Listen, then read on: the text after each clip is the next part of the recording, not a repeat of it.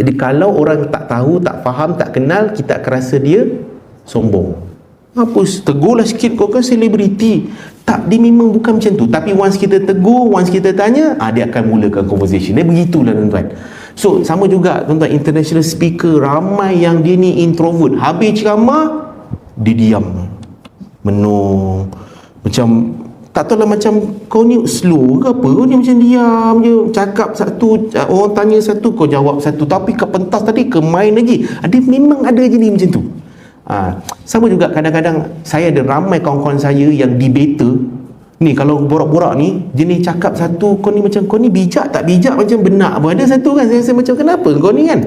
Tapi tuan-tuan, dia naik pentas jadi apa tu, speaker pertama, speaker kedua, speaker ketiga, masa debat tuan-tuan, sisi macam ada apa, jin saka merasuk ke apa, sebab tiba-tiba dia jadi orang lain tau kan. Jadi waktu tu saya realise lah bahawa tidak semestinya introvert ni dia tak boleh bercakap, tapi dia mungkin bercakap bila perlu. Dia bercakap bila ada keadaan yang memerlukan dia bercakap. Extrovert pula tuan-tuan, kita kena interact dia, tahu uruskan dia bila kena bercakap. Sebab dia kalau akan cakap all the way, dia akan bercakap. Kadang kan dia dah tak ada point bercakap kan, dia akan baca nama kedai yang kita lalu, baca nama signboard yang kita lalu. Dia akan baca sebab dia dah tak tahu nak buat apa dah. Dia extrovert. Jadi itu pula kita kena manage, uruskan dekat part bila masa yang kau kena diam, bila masa yang kau boleh bercakap.